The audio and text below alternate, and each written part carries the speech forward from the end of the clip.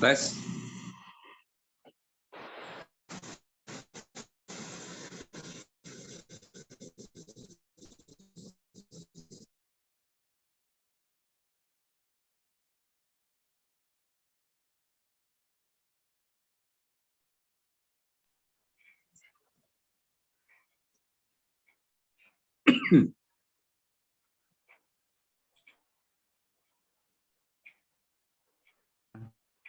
Halo. Halo. Halo. Halo. Halo ya. Ya, Ya, saya tanggapi langsung ya. Ya. Ini karena barusan ada kesalahan teknis atau gimana? Gangguan teknis atau gimana? Tadi Iya, suara kita saya bisa. tidak terdengar ya? Pak Isul. Oke, Mas. Ya, Oke, Mas Yul. oke. Terima kasih Pak Munadi atas tanggapan dari uraian saya yang singkat tadi. Menarik pengalaman Mas Munadi tadi bercerita tentang bagaimana pengalaman Mas Munadi belajar di gelanggang Bulungan, bertemu dengan sesama pembelajar yang berasal dari berbagai institusi maupun yang secara otodidak. Memang dari Sanggarlah akan lahir pribadi-pribadi yang mungkin sedikit berlainan dengan pribadi seorang seniman yang dilahirkan oleh sebuah institusi formal ya. Pasti memiliki atau mempunyai ciri-ciri khas ya. Seperti yang dihasilkan oleh IKJ akan berbeda dengan yang dihasilkan oleh seniman dari ISI Jogja, begitu juga dengan ITB dan seterusnya. Begitu juga yang seniman-seniman yang lahir dari rahim sebuah sanggar, maka pasti rasa yang dilahirkan dalam anak-anak ideologis, yaitu keseniannya, dia akan berbeda, akan memberikan sebuah pengayaan, bentuk-bentuk dan rasa yang berlainan dengan karya-karya yang dihasilkan oleh para seniman yang berasal dari sebuah institusi pendidikan kesenian yang ada. Sebagai contoh tadi Anda belajar di gelanggang Bulungan, maka sebagai pribadi Anda juga cukup berbeda. Karya-karya Anda bisa dibedakan dengan yang berasal dari ISI, dari IKJ maupun ITB, memiliki warna tersendiri karena perjumpaan atau beririsan dengan pengalaman-pengalaman dari para pembelajar yang berasal dari latar belakang yang sangat berbeda. Jadi keberadaan sebuah sanggar atau komunitas sangat diperlukan dengan semakin diberikan penguatan-penguatan sehingga tetap memberikan sebuah sumbangan yang sangat besar terhadap perkembangan sebuah bidang kesenian. Itu sih menurut saya, Pak Munadi. Ya, terima kasih Pak Isul. Ya. Mas Aisul, terima kasih untuk tambahan tanggapannya terhadap itu tadi Pak Munadi. Saya rasa bisa dilanjut untuk Mas-mas atau sudah bergabung itu Mbak Yohana tadi dalam perjalanan di depan mobil itu untuk sedikit memberikan warna diskusi pada malam hari ini. Barangkali Mas Gatot atau Mas Hendra Iskandar, silakan kalau ada diskusi malam ini yaitu seni dan kekuatan komunitas. Silakan Mas Iskandar. Terima kasih Mas. Barangkali kedengaran suaranya? Siap, nggih. Siap. Terima kasih. Bagus. Sore kawan-kawan, para senior dan teman-teman. Ya barangkali dari follow up dari kegiatan FDI ini, Forum Drawing Indonesia, saya menemukan 3 temuan penting. Jadi ada 3 kebaruan atau 3 novelty dari keberadaan dari mulai pra acara, acara, kemudian kita mendekati pos acara. Jadi barangkali ada 3 hal. Yang pertama, kita ada pembeda komunitas kerja kolektif, itu yang nampak gitu ya. Jadi di kalangan anak milenial ini pengertian komunitas menjadi sangat terbedakan. Memang ada komunitas yang diikat karena ada ideologi yang sama, tapi juga ada komunitas yang diikat dengan immediate income yang sama. Artinya pencapaian tertentu secara pribadi yang sama. Barangkali hari ini kalau kita bicara ideologi cukup jauh gitu ya. Karena anak-anak sekarang sangat praktikal, anak sekarang sangat pragmatis. Ke depan mungkin forum-forum seperti ini bisa mulai membedakan atau mulai mendiferensiasi antara kerja kolektif dan kerja community. Sebab ketika kita bicara komunitas, maka tidak mau tidak negara harus ikut. Ada komunitas, ada pengusaha, ada akademisi, dan negara dalam 4 helik yang nggak bisa dipisahin. Jika komunitas itu menjadi sangat besar, maka pasti mau tidak mau peran serta pemerintah, peran serta akademisi harus lebih intens. Barangkali itu dulu Mas Aisul.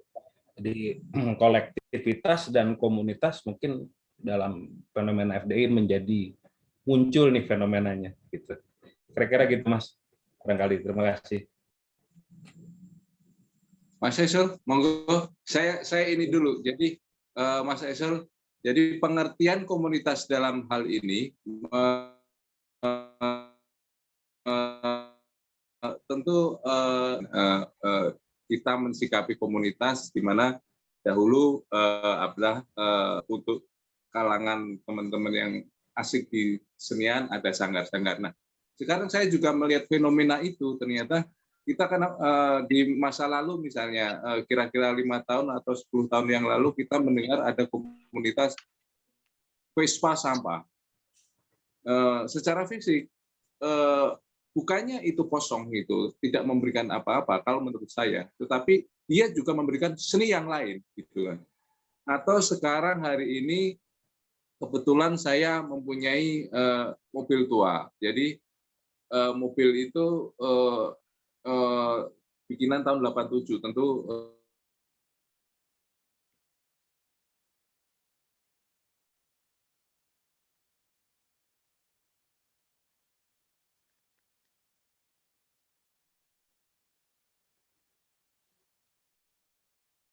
sinyal lagi.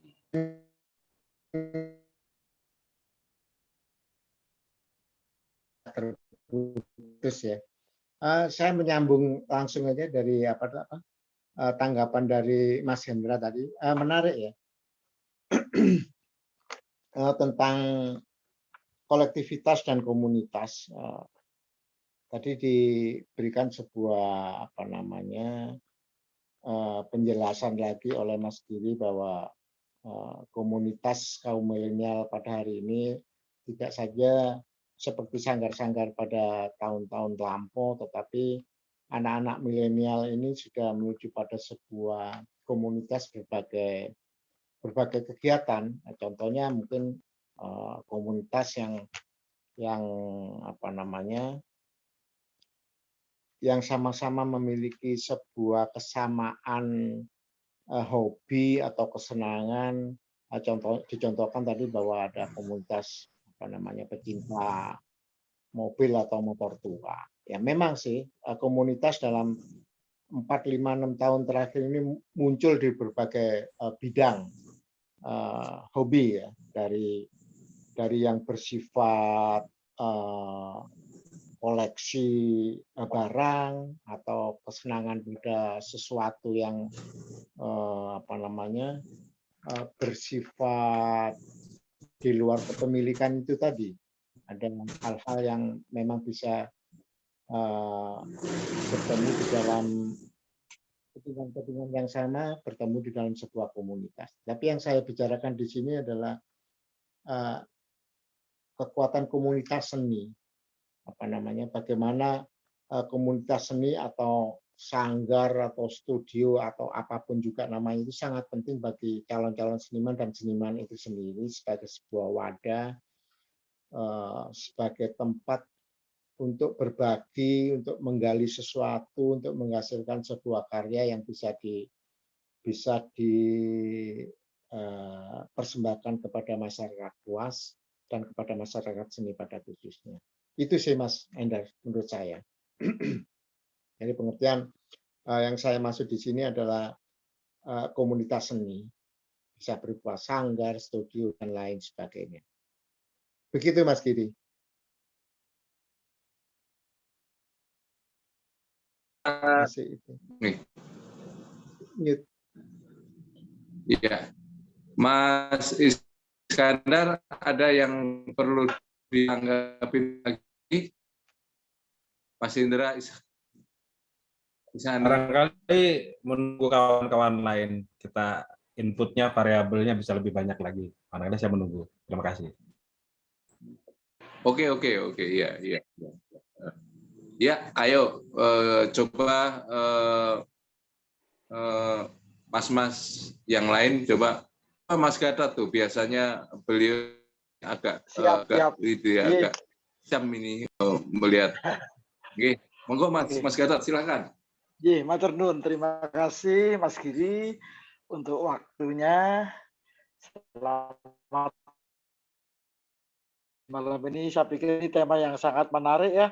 Diskusi Kampung Semar udah hampir 2 tahun ini. Luar biasa ini.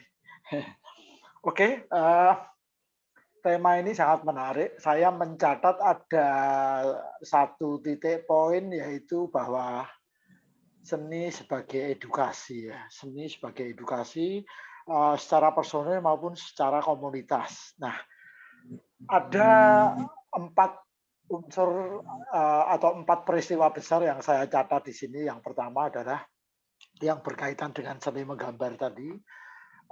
Zaman prasejarah itu nenek moyang kita juga sudah mempunyai seni, yaitu menggambar di gua-gua, misalnya di gua leang-leang, mungkin dengan darah binatang atau dengan getah dan sebagainya. Nah, mereka pasti juga punya komunitas saat itu gitu di zamannya kan. Kenapa melukis pakai darah sehingga di gua-gua gitu ya, sehingga itu menjadi semacam catatan sejarah untuk generasi berikutnya. Nah, sehingga menjadi budaya, seni budaya pada masyarakat itu saat itu. Yang kedua, saya mencatat dalam sejarah seni rupa tahun 37 itu kalau nggak salah ada organisasi yang namanya Persagi, Persatuan Ahli Gambar Indonesia. Itu kalau nggak salah diketahui oleh Agus Jaya atau Oto Jaya, kemudian sekretarisnya pelukis Sujoyono, kalau nggak salah ya. Nah, di saat itu kalau nggak salah itu beberapa tahun sebelum Jepang masuk Indonesia itu tahun 42. Sehingga begitu Jepang masuk, Persagi ini banyak membuat poster-poster yang politis untuk semacam protes gitu ya. Nah, saat itu tentu saja Persagi ini berfungsi sebagai seni memberontak atau seni yang kritis gitu ya, melalui poster-poster. Nah, yang ketiga saya mencatat tahun 73, 74, maaf 72, 73 ya. Itu saya masih kecil dan saya mengalami sendiri edukasi menggambar dari Pak Tino Sidin. Itu masuk dalam agenda TVRI pusat, sehingga itu bisa diikuti oleh semua anak-anak di seluruh Indonesia. Kalau nggak salah waktu itu acaranya sore, habis maghrib atau sebelum maghrib. Itu luar biasa. Kenapa Pak Tino Sidin sebagai pembina menggambar anak-anak selalu mengatakan semuanya bagus? Karena apa? Karena kalau Pak Tino Sidin bilang ini gambarnya jelek, ini gambarnya jelek, ini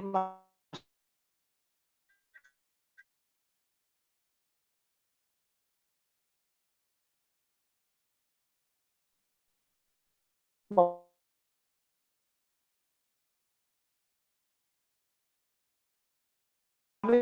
saya selalu mengikuti saat itu.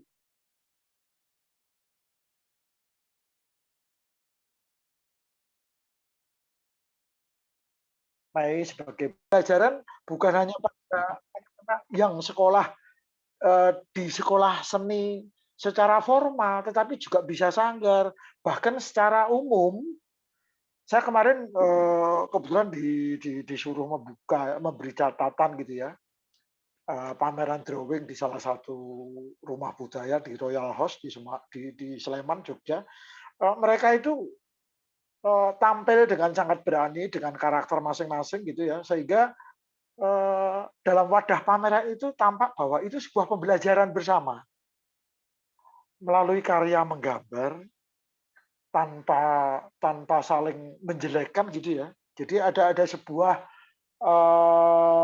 pembelajaran bersama. Titik poinnya adalah bahwa seni itu bisa menjadi titik poin sebuah pendidikan, langsung maupun tidak langsung. Nah, dalam peristiwa bulan Mei sebagai bulan menggambar, saya melihat titik poinnya adalah seni sebagai pembelajaran bersama dengan pameran bersama, bahkan sampai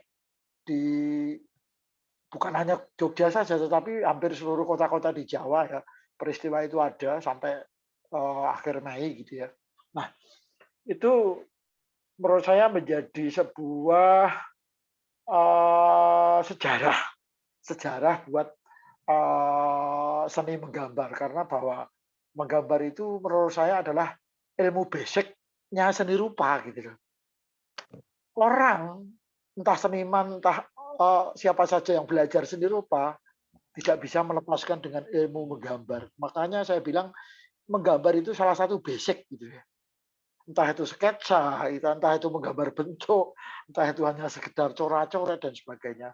Bahkan setiap anak-anak kecil, kalau kita melihat mereka selalu mencoret-coret di tembok dan sebagainya, saya senang kalau ada orang tua yang tidak memarahinya, tapi justru mengalihkannya, memberikan kertas dan alat gambar, sehingga anak-anak itu tahu bahwa kalau menggambar di tembok itu mungkin tidak bagus, sehingga mereka menggambar di kertas dan sebagainya. Nah, orang tua yang sadar akan hal itu menurut saya juga cukup bagus. Artinya apa? Anak-anak kecil itu di situ ada kepolosan, ada kejujuran, bahwa apa yang dia gambar adalah apa yang dia ceritakan, bahkan apa yang dia minta gitu. Kemarin seorang kurator, Pak Dr. Hajar Pak Maju mengatakan bahwa ada anak kecil menggambar balon. Orang tuanya mengatakan, kamu tuh apa sih? Bisanya kok cuma gambar balon? Padahal anak itu sebetulnya ingin dibelikan balon gitu. Jadi ada semacam ungkapan rasa dan pikiran di dalam karya menggambarnya itu, bahwa anak kecil itu butuh dibelikan balon oleh orang tuanya gitu. Tapi karena dengan bahasa menggambar, dia menggambarkannya di atas kertas. Nah, orang tua itu harus sadar yang kayak gitu. Nah, saya pikir bahwa titik poin di sini adalah sebagai edukasi, sebagai seni, sebagai sebuah unsur dalam pendidikan. Saya melihatnya titik poinnya sih itu sih. Ini hanya sharing saja. Saya sekedar sharing saja. Semoga melengkapi diskusi malam ini. Matur nuwun.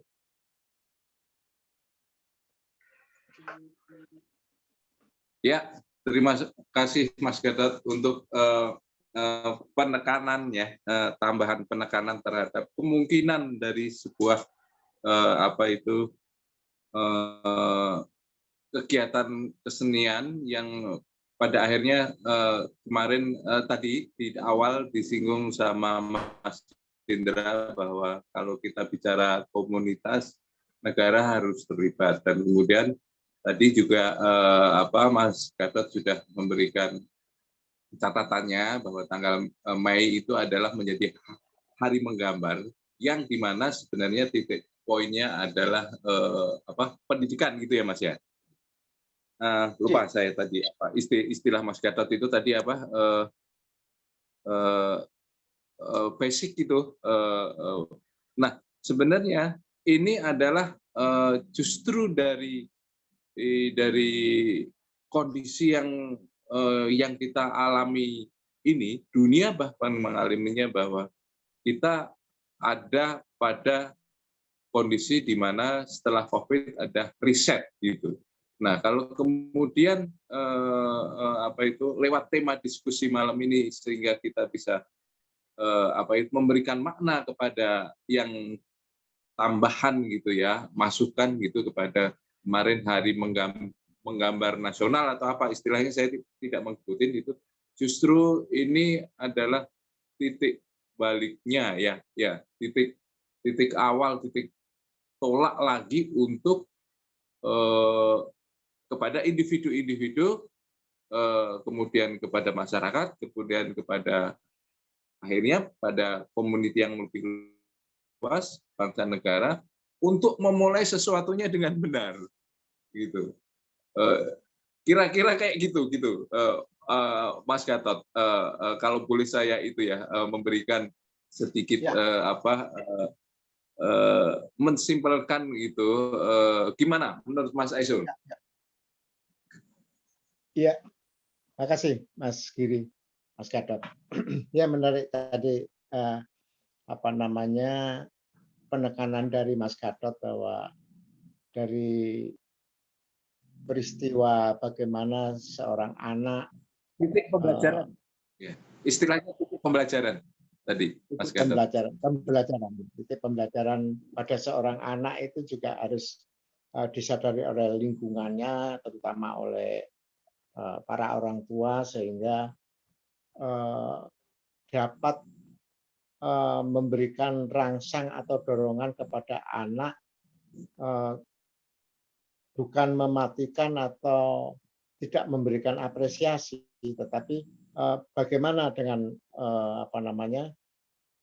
apa yang dikerjakan oleh anak itu, mungkin dibalik makna itu apa yang diinginkan oleh anak, apa yang dicita-citakan oleh anak, sehingga bisa ketemu antara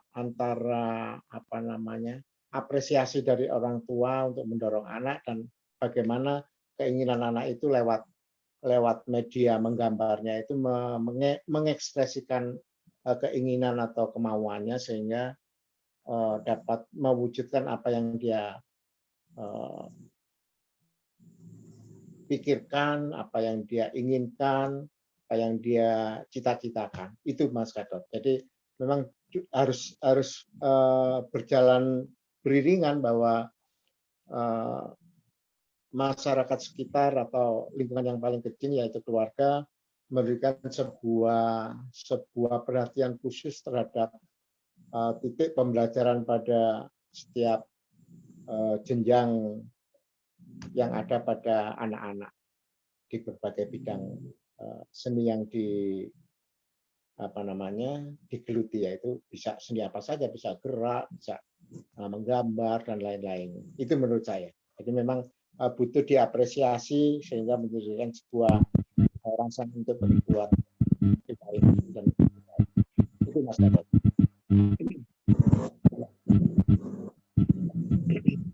Ya. Mari pikiran-pikiran dari mas-mas yang hadir malam ini makin seru. Saya sendiri kemudian lebih jauh mempunyai imajinasi, misalnya seperti ini. Kalau tadi istilah Mas Gatot adalah titik pembelajaran, bukankah semua itu dimulai dari kreativitas? Mau ekonomi, mau politik, mau apa, itu pasti dari pikiran-pikiran kreativitas. Misalnya, kalau dalam sebuah produk tidak ada inovasi, tidak ada kreativitas, itu produk itu lama-kelamaan tidak laku. Demikian juga penemuan-penemuan di dalam sains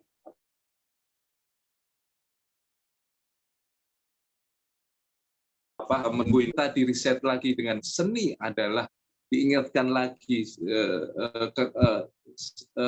bagaimana kekuatan komunitas seni dan komunitas.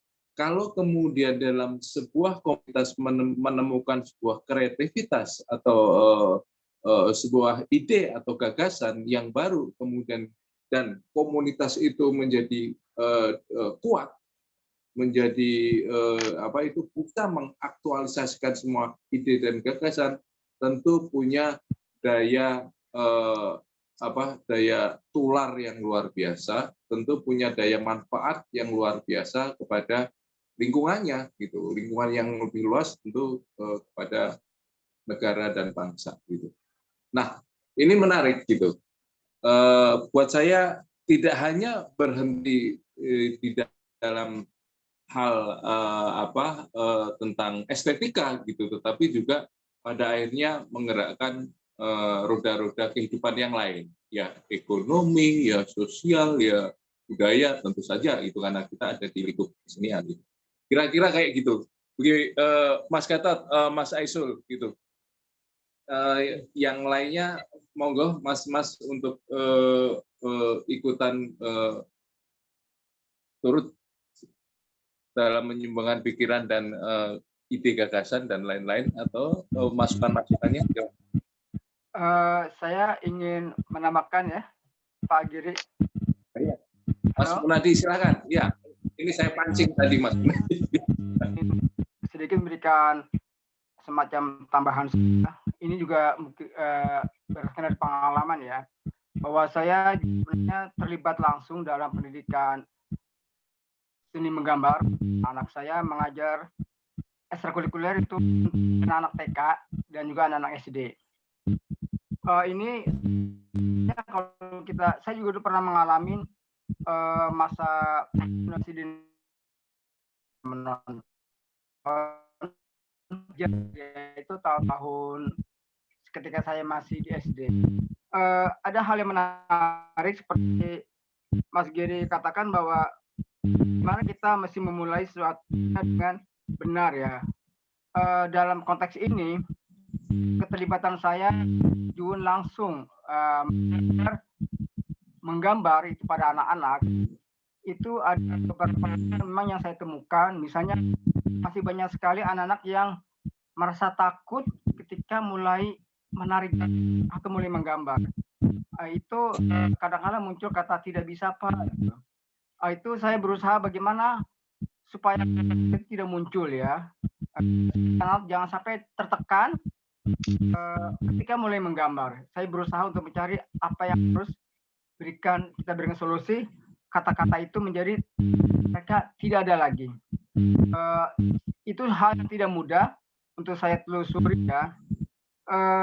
Akhirnya saya coba untuk menemukan kata-kata seperti bagaimana anak-anak itu kita mudahkan caranya. Jadi menggambar itu mudahkan caranya, jangan kita dari kata itu saya merumuskan bahwa ketika saya memberikan contoh, itu apapun hasil coretan anak itu tidak saya katakan jelek, saya katakan bagus, saya acukan jempol kepada mereka menjadi semacam ada rasa antusias, gembira ya. Akhirnya terasa mengalir tarikan garis mereka ya untuk olahan mereka. Itu rumuskan buat anak-anak bagaimana anak-anak harus kita munculkan keberaniannya ketika mulai menarik garis, mengolah bentuk. Saya buat semacam kata-kata dalam pikiran saya itu mudahkan caranya untuk anak-anak supaya anak-anak terhindar dari perasaan takut atau tertekan ketika mulai menggambar. Itu yang saya pegang konsep pikiran saya, sehingga sampai sekarang saya terus masih belajar mengajar pada anak-anak dan juga belajar sebenarnya pada anak-anak ya, karena anak-anak itu jika dikasih kebebasan, dibimbing, mereka sangat luar biasa sebenarnya. Ada rasa kegembiraan pada mereka.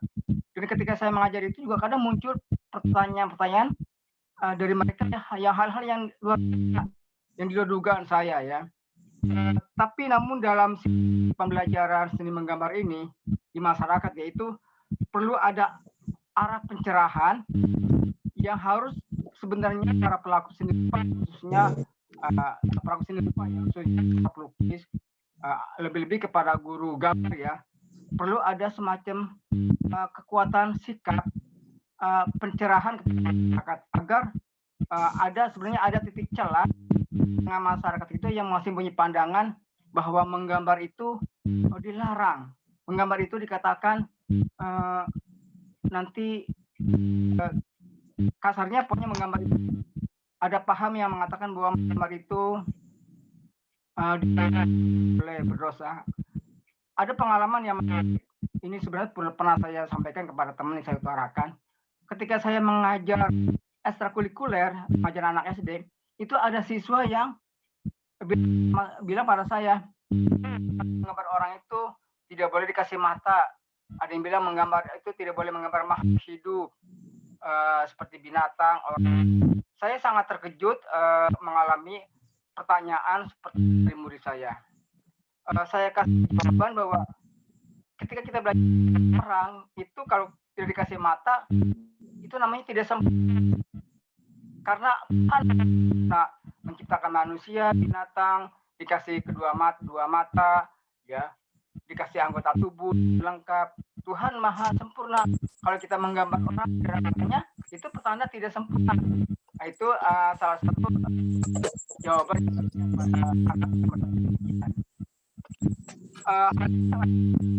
kita berikan kepada anak supaya menggambar selanjutnya pendidikan menggambar itu mengalami perkembangan yang lebih jauh lagi. Jadi apresiasi ini sangat penting sekali. Ada titik pencerahan yang harus kita bangun di tengah-tengah masyarakat. Dan bagaimana pelajaran seni menggambar itu juga harus diarahkan menjadi seni spiritual. Karena kalau kita salah satu sisi dari sifat-sifat bahwa sebenarnya Tuhan itu maha pencipta bentuk rupa. Berbagai macam rupa yang ada di bumi ini, baik berupa bentuk manusia, binatang, tumbuh-tumbuhan, itu harus kita pelajari. Nah, belajar menggambar, mempelajari